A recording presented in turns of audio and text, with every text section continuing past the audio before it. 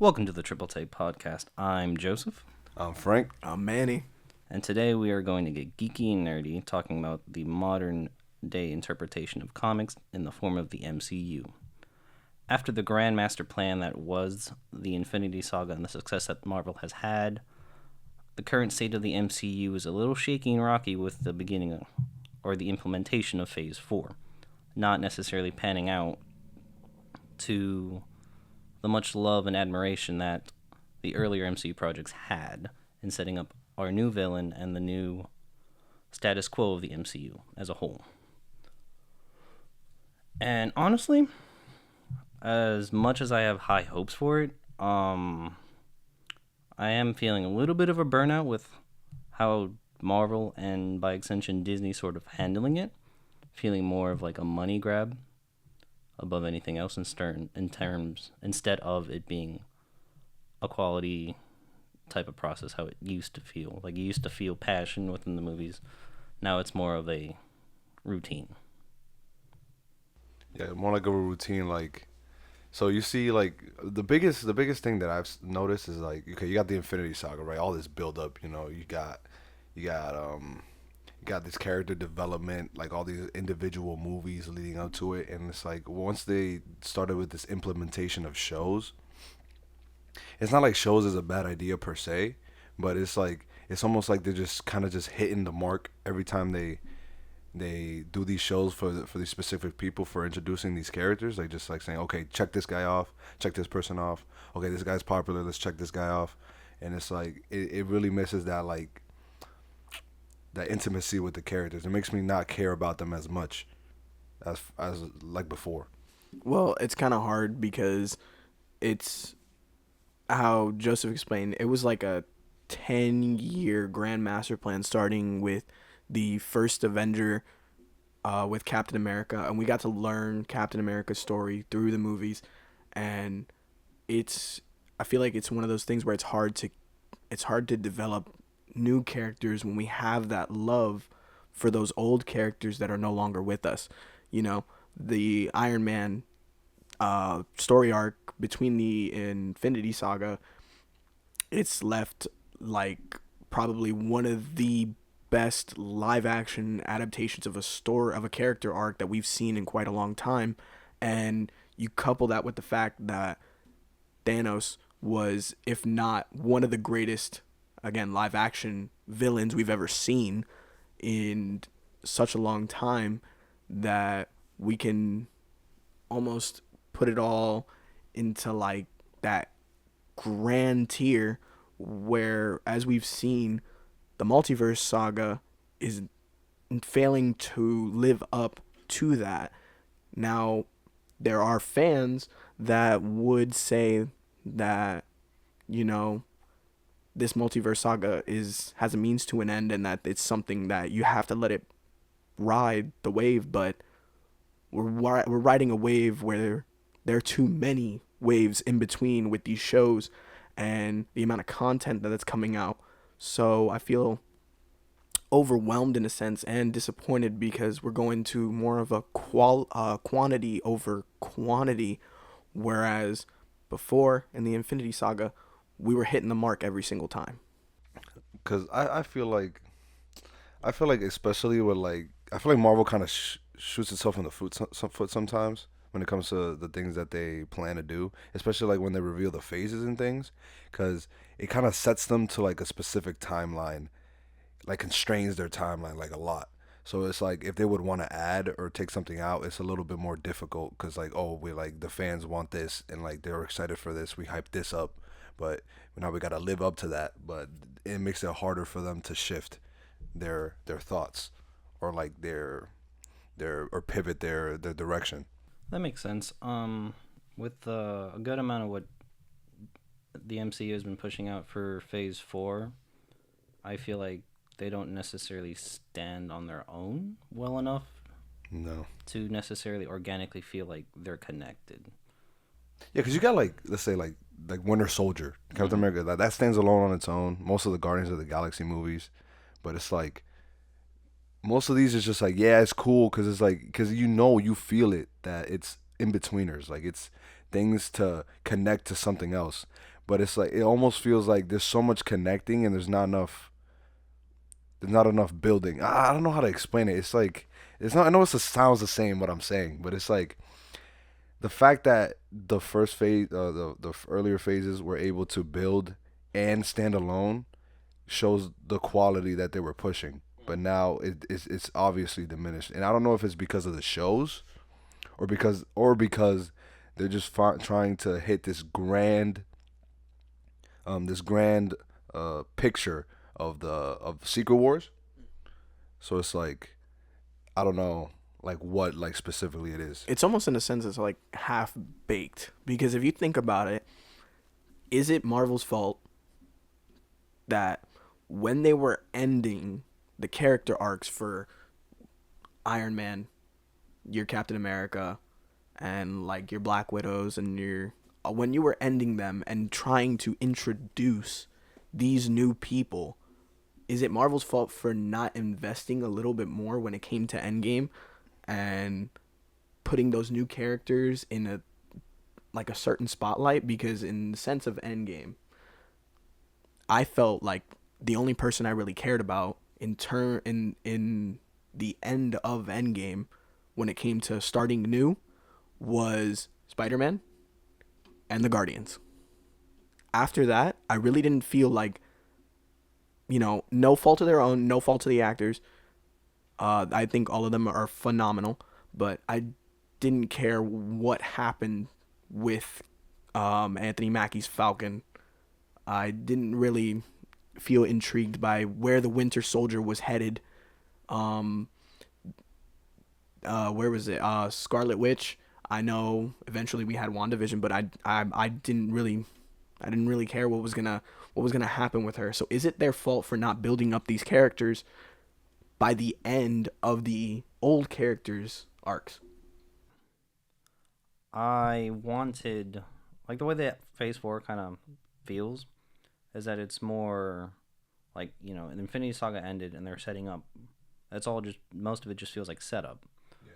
But I think that diminishes a proper transition from one saga, its characters, the actors and actresses being able to fully retire if they didn't have, like, so the Infinity Saga happened and, like, Thanos had the whole snap away half the universe, but you never really saw the scope of the trauma that certain people had to go through. The people that stayed had to go through that sense of loss, such as Hawkeye turning into Ronin and doing the things that he did, and he's not the same person anymore, but then suddenly he has his family back and he's just supposed to let that PTSD go and just go back to normal. There should have been a sense of change and transition opposed to just ultimately setting up the next saga. The characters should have had their own arcs dealing with that trauma, in my opinion, which would make a more organic way to retire these characters and these actors and actresses to give way to pass on the mantle to the next characters and the people that take up those characters. Honestly, I understand what you're like getting at with that, but I have to say I disagree because specifically with Hawkeye as an example. Because even though you see all that, you kind of see him deal with it with the whole thing that happened with the uh, what's her name, Black Widow. Like when she had to get the Soul Stone and stuff. Like that whole thing was like him literally like dealing with everything. It's just like saying like because before like you see he's Ronin, he's just like my family's dead. Like what's the point of my life? That's why he's just threw it away. So he was trying to throw it away for real, but the Black Widow said nah. So she finessed him, and then she did it instead. And then they made him realize that his life is worth something because she died for me. You know what I'm saying? And that's what the Infinity Saga did though. Because you've been with this character for so long. You've seen him go, even though he's not really like one of the main characters. He's more like one of the side heroes. You see him go from the Avengers movie when he was it the Avengers movie? Well, yeah, the first the not the first Avenger, the one with the no the when they go against Loki and Loki brings all the aliens. The Avengers, yeah. In the Avengers, you see him get mind controlled, and like that's when like you really first get a look at him, right? Like when he gets mind controlled in that movie. Yeah, that's the first appearance of him technically. Yeah, you see him like all cool and stuff. You know, he's shooting, everything's cool, and then you see him get mind controlled, and then after that um you see him develop into this like mainstay in the Avengers, and then he goes from that to like you see his family, and then he goes through all that with the snap, and then and his part in it, they really like were able to, even though he wasn't this big superhero bad power guy, they were still he's more like a street level character. He was still able to have an impact, and that's what I feel like they're missing with the Phase 5, 4, 4 it was Phase 4 because you have these street level characters, but they're basically insignificant. And if you realize it, if you watch like the Hawkeye show, you see him, and he's more like a comedic relief. Like they're starting to become more comedic relief. You saw Daredevil and She-Hulk. Thor and Guardians. That's what I'm saying. They're just comedic relief at this point. Like, and it just makes it seem like okay, yeah, it's cool. Like you're rinse, washing, and repeating what made the Guardians of the Galaxy so good. That's what it feels like. They're just like, oh, Guardians of the Galaxy did so well on its own. So let's rinse and repeat with everything else. With characters that doesn't even seem like it would make any that much sense. But it but for certain characters, such as Daredevil and like Hawkeye, it just makes it seem like they're just forcing something that shouldn't be there. In the sense of a grand scheme of it, it's almost like, in a way, I think I'm understanding a little bit what you're saying. How it's hard to compare those street level characters to such a high threat, in a sense, and obviously, there's certain characters that do in comics do go up against these high level threats and actually do stand some chance, but that's like some of them are with like an extra bit of power, but when you're building up these new characters, it's hard to get into someone when you see a bigger threat and a bigger person, and there's so little in that scale. You know what I'm saying? At least that's just my opinion. It's just like, oh, what's this guy gonna do? Yeah. Without that certain power up, I find it hard to believe that, hypothetically, that Daredevil can measure up to like Kang the Conqueror types person. I could see that. I mean, going off of like building a little bit more on my point, going off of When you were talking about Hawkeye. no, like in terms of explaining like the snap happened, Oh, okay. and then Spider-Man Far From Home was just like, oh, this was the blip, but then they just more or less went back to life. Life didn't necessarily change. You know what I mean? So you want to see more of the impact of that, and you feel like the street level characters could like do that. Correct. Such as in Falcon and the Winter Soldier, where Falcon's trying to get like the loan so him and his sister or whoever could buy a house or something. I don't remember what they were doing. But then because they weren't there, their credit or whatever plummeted, and they couldn't, like, the bank wouldn't approve the loan. Like, those little details are nice, but I feel like the MCU could give a little more like realistic depth into an impact that really affected all these movies. Like, all this was built up to that, but then suddenly you just snap it away and it's over. No one can't just be the same as they were before. I think when it comes to this new age of Marvel, I think one of the main things in terms of that current state is maybe we should stop focusing on delivering so much content that you overload the consumer, and you're only putting out mid, and you keep putting out mid, and you're only going to get disappointment because you set the bar so high with the Infinity Saga, and now we're gonna hold, as humans, we're gonna hold you to that scale, and that scale, if it's not met, it's considered bad, even though it might be average. Yeah, because it's not the fact that obviously it's not bad. At least to me, it's not bad. I'll still watch it. Yeah, I'll still watch it, but it's like, but as some form that's just like bias because like I'm a fan of Marvel. But at the same time, it's like you have Like me, like I watch shows and I think about like this overarching story, right? And we talk about Infinity Saga and stuff like that. But what really made it great is that we didn't know about the Infinity Saga when it was happening, and we loved it. It wasn't a good story without that. You had all these plot points, you have all these overarching stories, but I feel like now, I feel like now in this phase, it's all about that. I feel like that's the problem, because like before, it wasn't about that because we didn't know. Like, sure, you had like the little cameos at the end and stuff, and like you would think about it and like theorize about it when we didn't know, but like at the end of the day, that's not what captured our attention. It was the actual movies and what was going on in those movies. Right now, at least for me, it feels like I'm watching these shows and these movies, and this might be my problem, but you let me know. But if I'm the only one that feels like this, but it feels like I'm watching these shows and these movies to be ready for what's to come next, instead of enjoying it as it is, not knowing what's going to happen, and then enjoying the accumulation of all this together at the end. I can agree to that. But after the shakiness of Phase 4, there is one thing that everyone's looking forward to, and that, Shining light.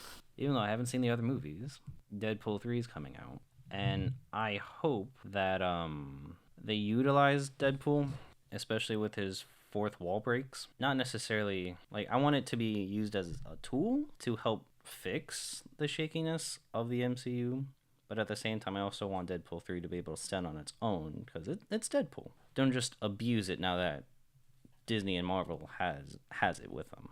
I mean, yeah. I mean, Deadpool is a crazy pivot in terms of like the MCU. Like the character on its own makes waves.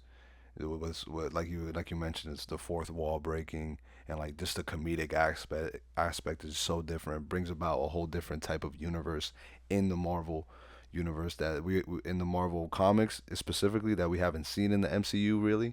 But in terms of Deadpool 3 specifically, I think my biggest hope that I'll get from Deadpool 3 is, I think everybody's thinking about this, and especially if you watched the The Marvels. no, not the Marvels, no, Oh. but Miss Marvel, the show, her own show. Oh, her own show. When at the end, at the last episode, you know what you hear.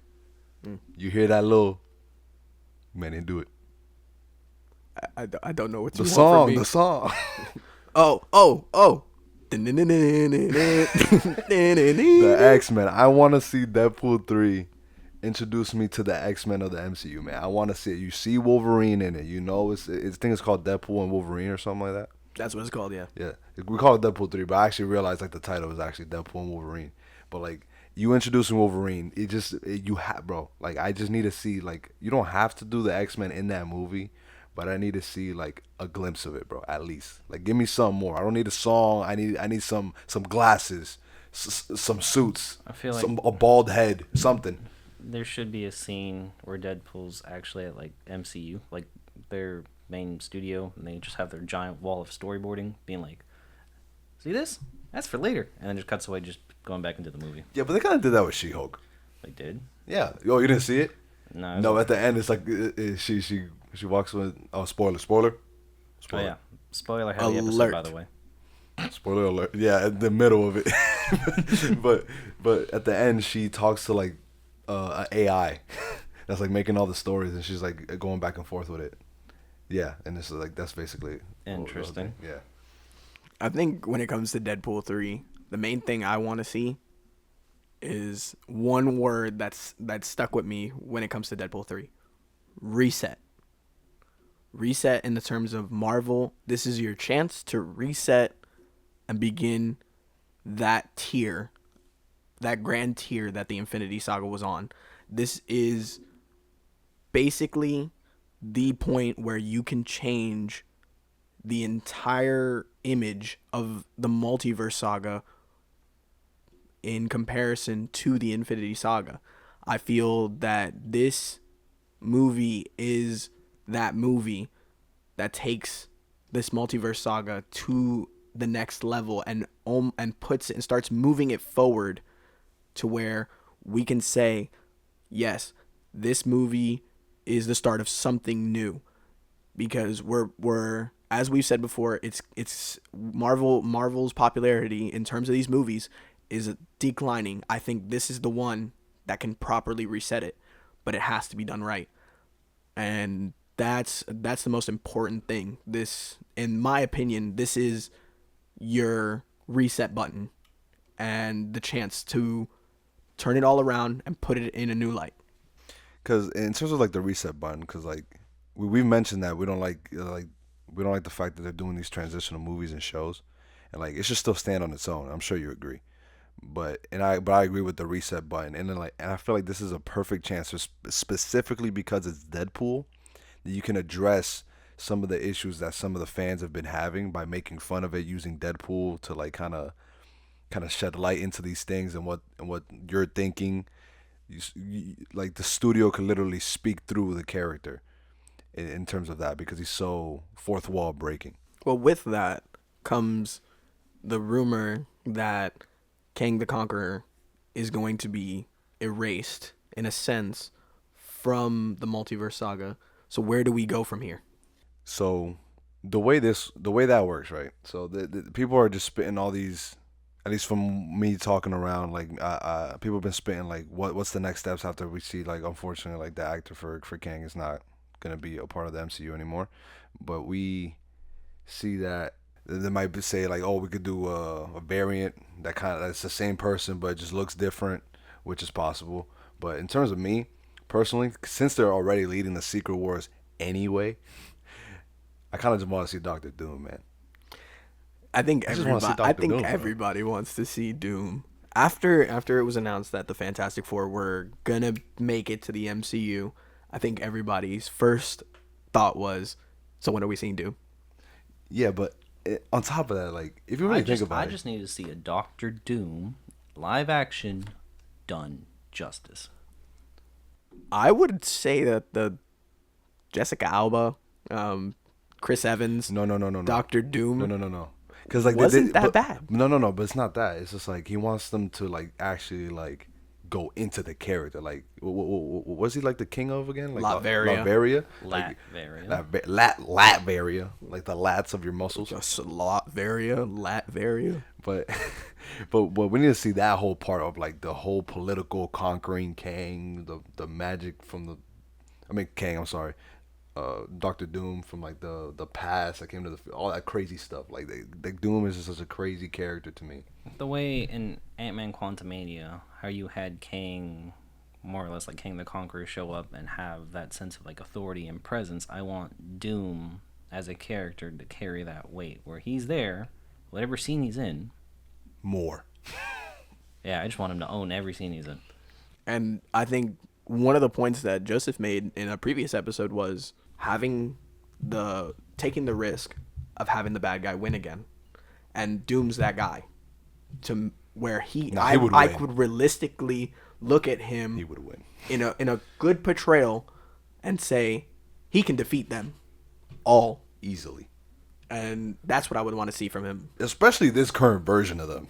So, we know that from the comics, Doctor Doom, tonally and just his presence in his atmosphere, like what kind of character he is. So, I want to throw a little bit of a question in terms of, for the three of us, we grew with the MCU, right?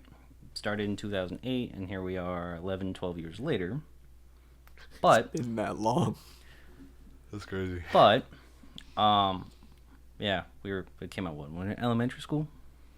I didn't even think it was that long. That's crazy. I thought about it when I did my notes. I'm old. So we grew up with the MCU, but did the MCU grow up with us?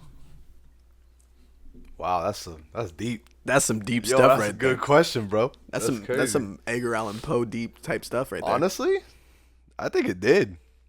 Because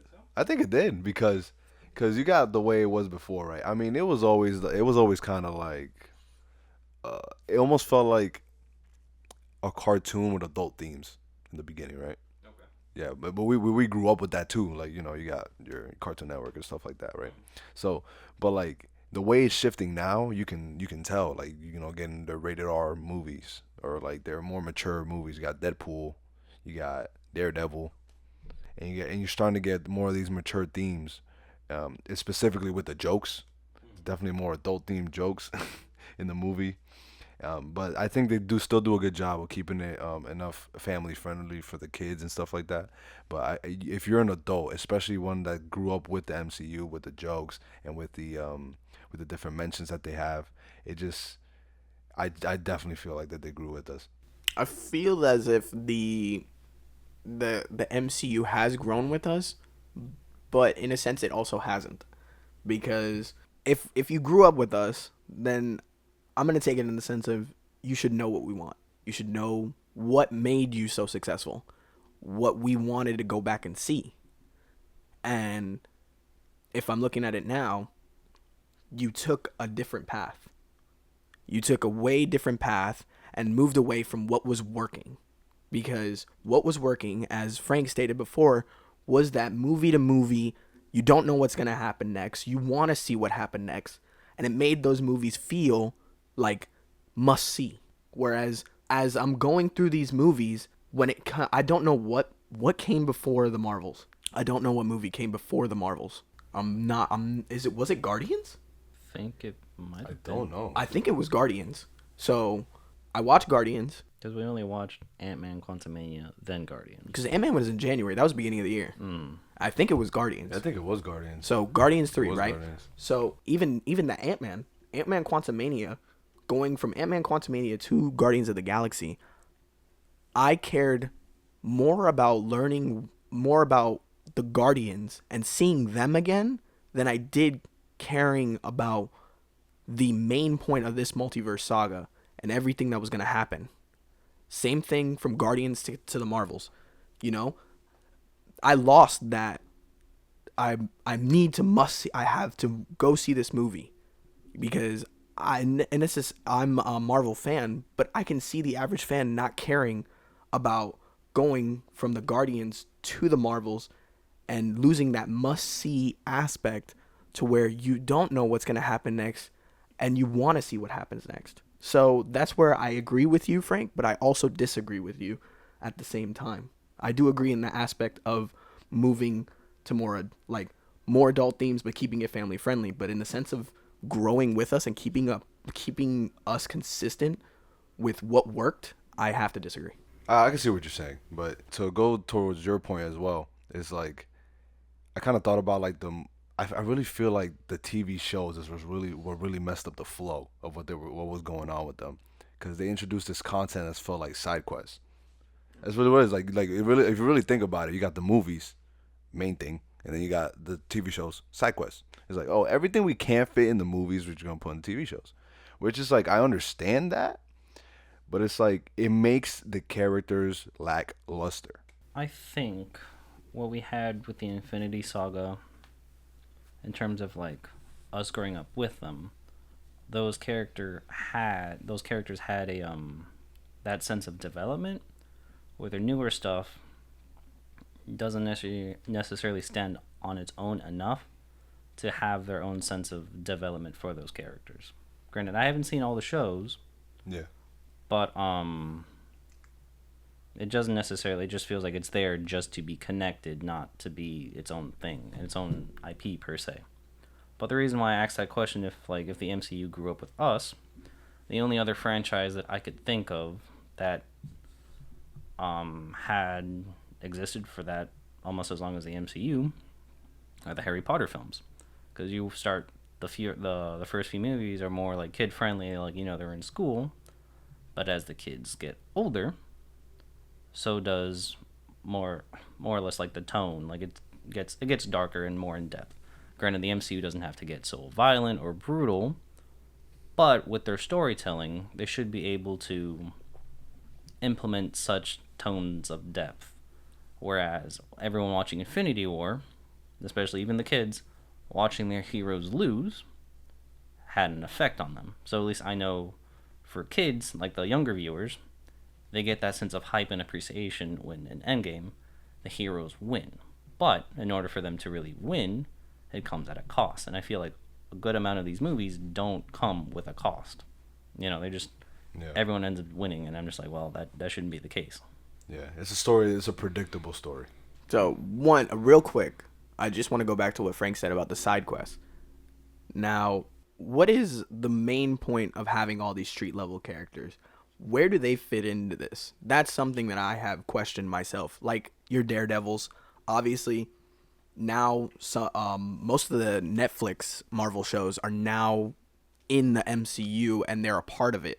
So where do those Luke Cages, those Jessica Jones, the Iron Fist, where do they fit into this? For that, them going back into the MCU, are they within like the main MCU universe, or are they just in the multiverse somewhere? They're in the main MCU.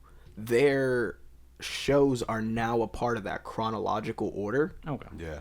So the Defenders, everything. Yeah. So that question's been rattling inside my brain. Where do these guys fit in? Because as of right now, it seems like their goal, their main antagonist is Kingpin. Mm-hmm. Facts. So great villain, great actor, by the way. So Enjoyed that. Where do they fit into this? Are they not going to be a part of the multiverse saga? Are they going to be their own thing? Because to me, how do you tie this into this? Let me tell you real something. quick. Let me tell you something. So, I feel like Infinity, the end game ruined us because we're thinking everybody gotta face this big bad person, right? But there's levels to a big fight, right? You see, like when the heroes band together, like in the comics and stuff, you're not just fighting the big guy. You got other things going on. Like most of the time, it's the big guy with a bunch of other things and a bunch of other people on his side or their side, and you gotta have people fighting each other, right? So I feel like even though you're introducing these characters, the missing depth in the shows, I understand. You're basically starting almost from square one with getting all the original actors out of there and like getting all these new people. Want people to start like liking these people again, like connecting to these characters again, and they're trying to do it in a shorter period of time. So I can understand why it feels like this, but at this point, we're talking about Deadpool and stuff like that. Like this is the part where they need to like start hitting the shift like immediately. Like I think they were expecting this, but with after Deadpool, because Deadpool is a street level character. Let's be real. Like yeah, he got all this stuff, but like I know he fights all these crazy things, but at the end of the day, like this man not fighting Thanos, bro. You know what I'm trying to say? He did. Huh? He did. Okay, but not in the MCU he didn't. Mr. Steal Your Girl. But not in the MCU he didn't. But at the same time, it's like these street level characters fit in where the things that we want to know. Like Joseph mentioned the blip And the impact it had. and the impact it had. They are the ones that would tell us that. They're the like this man. The Guardians of the Galaxy ain't really like getting into that. You know what I'm saying? Like because they're out in space and stuff, and like not really seeing much of the impact of it because they're off the world. Do show it in the sense of Peter Quill and Gamora. Yeah, a little bit, but it's just like you don't see the true impact like in society and like the way things work until you go to more street level. You only see that with like let's say like in the Spider-Man. Was it Far From Home? No Way Home. Yeah. When he goes to school. You know what I'm saying? That's when you start seeing stuff like that, or like in Ant-Man when he go with his daughter and stuff like that. Like it's those street level characters that you start seeing the more in-depth version of the results and like what's happening to like the actual society. I agree with that. Well, we're gonna have a little fun here, and this is my idea, not Manny, the idea maker. Sometimes. So we're gonna have a little fun, and we want you to play along as well. There will be some hot takes. Oh boy, there will be. There will be some hot takes. We're gonna keep 5, cut 5. If you're unfamiliar with that, I'm gonna give Joseph and Frank. They have 2 separate topics. They had no idea what they were gonna see from it, and they're basically gonna keep 5 on the roster and like literally cut 5 and say that they don't want them a part of their roster. So we're gonna start off with Joseph. Now Joseph, he picked his topic, and I did not tell him the 10 that were there. So he chose supervillains. This is supervillains in general. So Joseph, we have number 1 is Thanos. Number 2, Loki. Number 3 is Magneto. Number 4, Galactus. Number 5, Dormammu. Number 6, Ultron. Number 7 is Green Goblin. Number 8 is Kang the Conqueror. Number 9 is Venom. And number 10 is Apocalypse. Okay. So, going with the cutting board. I'm going to get rid of Venom. Why? That's Wow. really how I feel. That's crazy. Granted, I understand that With Venom 3? that Venom has an interesting story, and I enjoy it, but maybe if it was someone like, no, maybe I'll reconsider. But for Venom, I'm going to cut him off. Apocalypse, I like him. I do. You know, he's just like, only me and my people, which sounds racist, but I'm going to throw him away.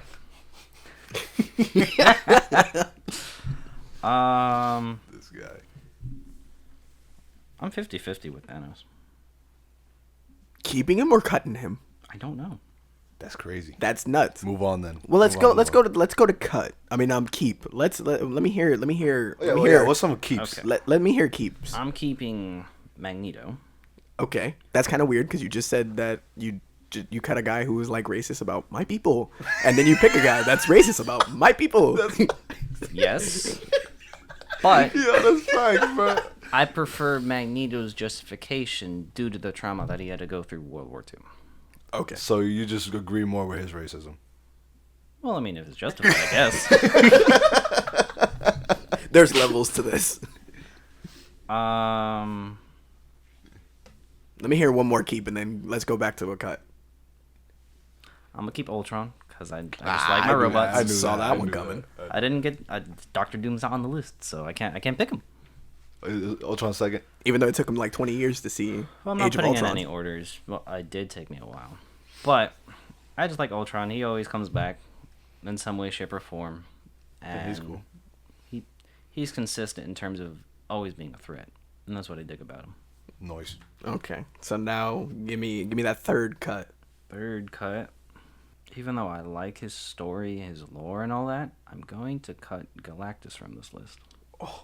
Oh, I think that's valid. my I corazón. think I agree with that. My corazón. Because he has a good backstory, but it was never truthfully fleshed out. Sure, his powers are cool, eating a world, whatever. But I like my characters that have more depth to them. That's fair. That's a fair point. All right, give me the cut. I mean, give me the keep.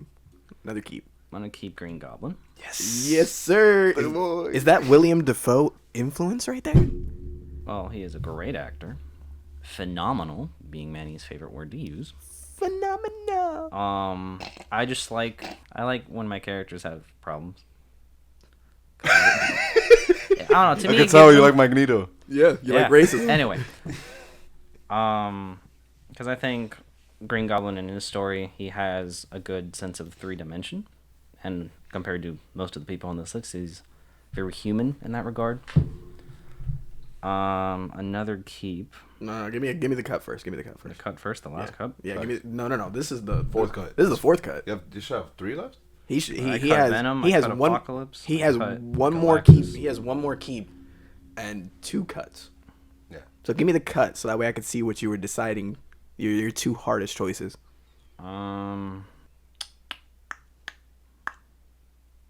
You got enough to think about, Manny. I'm gonna cut Thanos. Oh, Oh boy. Hot take. hot takes He and a cuts half. he cuts the Spy Kid's thumb.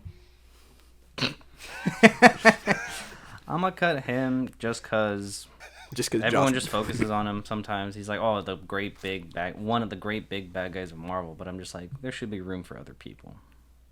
So Yeah. that being said, Hogging the spotlight. granted, I do like, Blocking the sun. I really love the MCU version of Loki, but I'm gonna keep Loki just because of his constant annoyance, more or less, in terms of in the comics. He's always there. He's always trying something. You have characters like Thor who are super strong, but you're gonna take a strong character and have. He has to be smart in terms of how he approaches the situation. His character development's always good. Mm-hmm. I like that about him. All right, now we're stuck between 2 choices.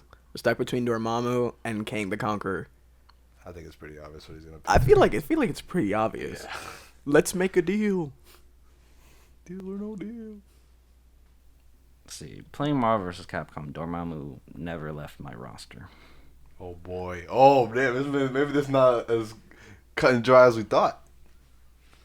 But I would choose King the Conqueror over Dormammu, because what I like about my characters, especially if they tend to be human, it kind of, the way I think about it is like, how far can we as in like people, like humans, how far can we really go? Just be a regular dude? Sure, you could be smart or whatever, but you're still a human, you're still immortal. To go that far and become that powerful and intimidating and that much of a threat to where everyone's just like, I'm scared of that dude. Yeah. So real quick, I'm gonna give like a brief of my thoughts on this. I cannot believe you cut Thanos, you disrespectful son of a gun. Okay, he was just heartbroken. Let's be real. I agree with He's a simp. I agree with Green Goblin. I agree with Magneto. You agree with racism? The simpy thumb. Yeah, I agree with it. Okay. I'm dead, yo. What is this? Jokingly. Yeah. I'm gonna say Galactus. I would have kept. I'm gonna say that, and then go ahead, Frank. What do you think? I think I agree with most of his list. Actually, like probably the whole thing, except I probably wouldn't have kept Loki. I wouldn't have kept what's his name? I wouldn't have kept Loki. I probably would have kept instead of Loki, I would have kept Venom because I just like Venom more personally. But I can understand why he would pick Loki. All right, Frank, it's your turn. I hope you're prepared. Frank's gonna come up with some hot takes right now. Oh boy. So Frank's list was movies, MCU movies, because A little on the nose. in this list Get her done. we got number 1, Guardians of the Galaxy Volume 3. Number 2, Captain America: The Winter Soldier. Number 3, Spider-Man: No Way Home. Number 4 is Shang-Chi and the Legend of the Ten Rings. Number 5, Avengers: Endgame. Number 6 is Black Panther. Number 7 is Thor: Ragnarok. Number 8 is Captain America: Civil War. Number 9, Deadpool, the first one. And number 10 is Logan. I think from hearing both lists, I think you can see like that mine is way harder. You know. At least for me, it is. For me, this one is way harder, bro. Cause like villains, I don't really care much about villains, but the actual movies, man. Oh my goodness. Okay. So hit me with the first keep. First keep. Yeah. I'm just gonna say the obvious one. Spider-Man: No Way Home. This is You gonna be a keep. fanboy. Bro. Fanboy. Bro, but that's the one with all the Spider-Man, right? Yes. Okay, bad. Just making sure. Cause I be confusing the No Way Home, Almost Home, Casi Home, like everything. Like, bro, I be confusing with the titles. They're too similar. Casa no Taki. But Home Alone. but nah, bro. Seeing all the Spider-Man in the same film, like, I'm sorry, bro. It's just too good. It's too good. All right. It probably shouldn't be there. Looking at it objectively, I mean, looking at it like logically or like realistically, but objectively, it's got to be there. All right. Now, give me a cut. A cut.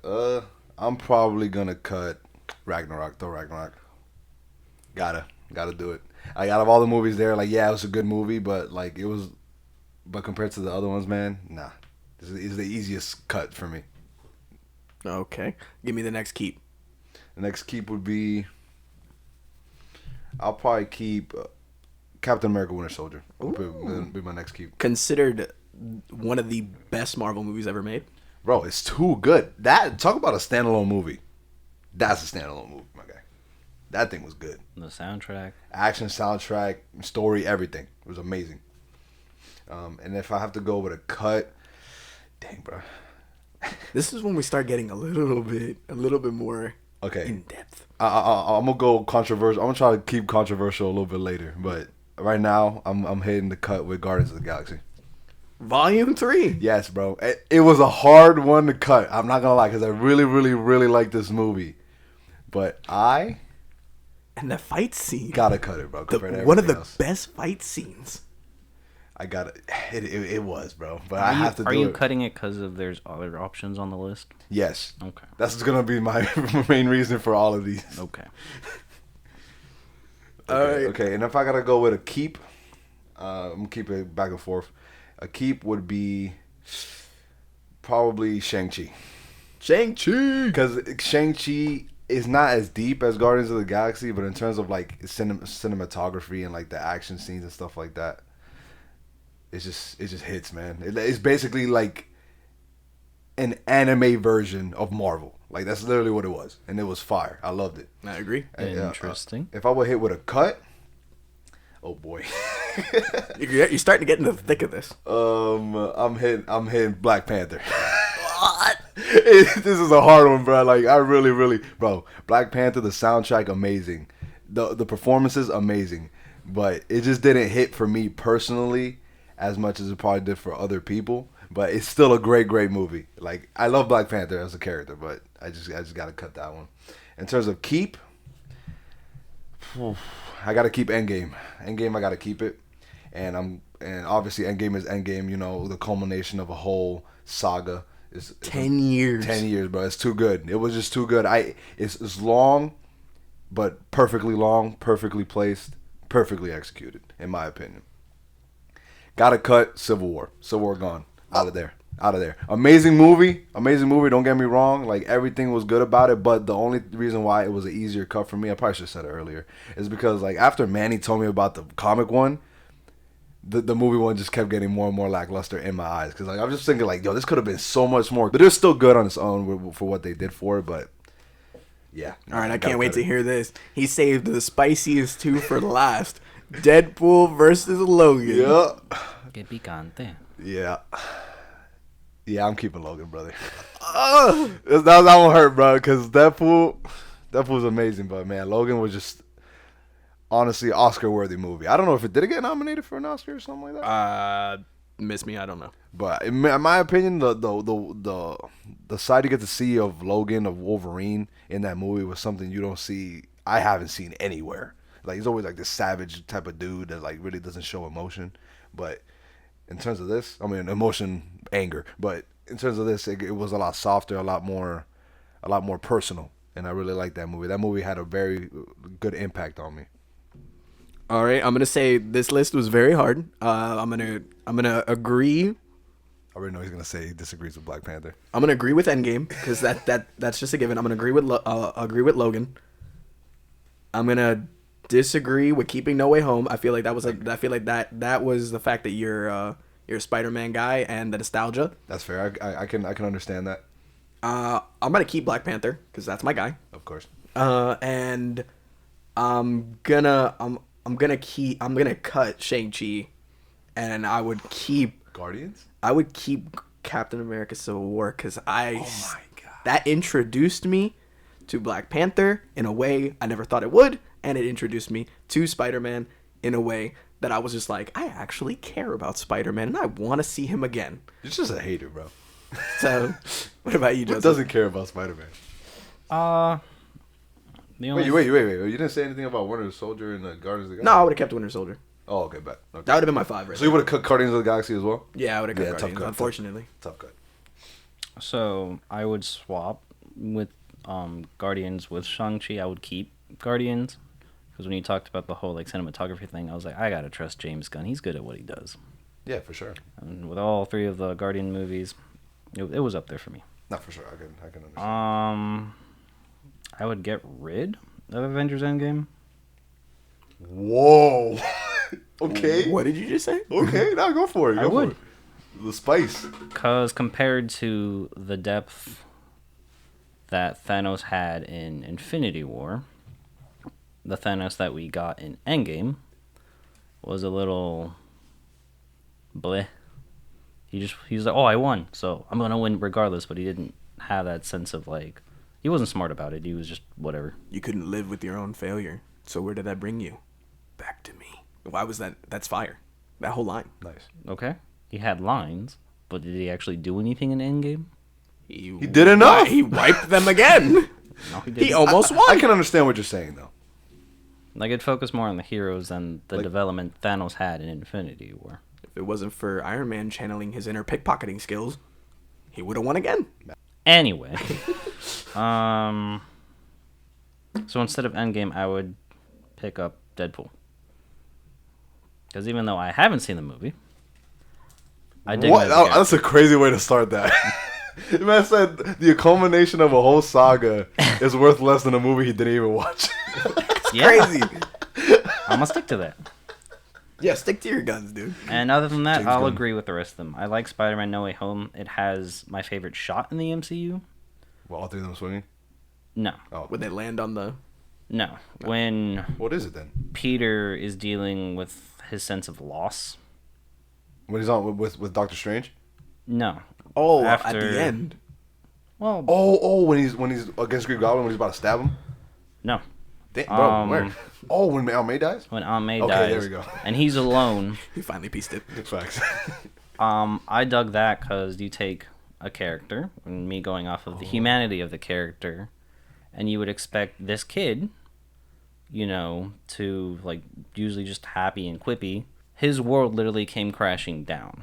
That's the type of thing that I think our character should have in terms of development. Like they have to go through stuff to then rise up above it. Yeah, that goes to Manny's point, that why he didn't want No Way Home, and he picked Civil War.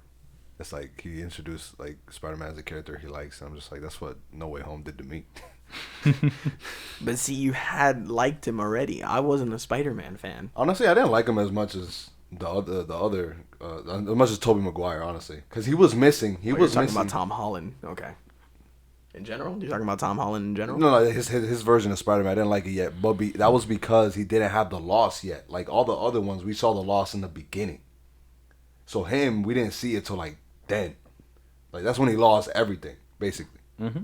So it's like, but like it made me like his Spider-Man even more because we had that whole time where he's like, he's just a kid, he's just going through things, and now he got hit with this crazy loss, and the way he took it made me respect the character even more. And he That's takes what it a step further at the end where he sacrifices basically his whole life. A kid to make that gall of a decision? Yeah, Come on. facts. And still be able to Fresh out of high school. move forward? You're not taking it. You're not taking it out of being cut. I'm just letting you know that. I know that's cool. I'm just saying.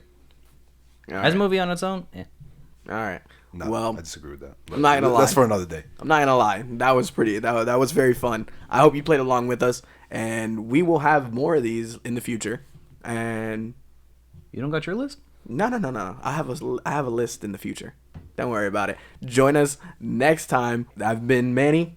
Frank, I'm Joseph. We want to thank you, and you guys have a good evening. peace. Bye.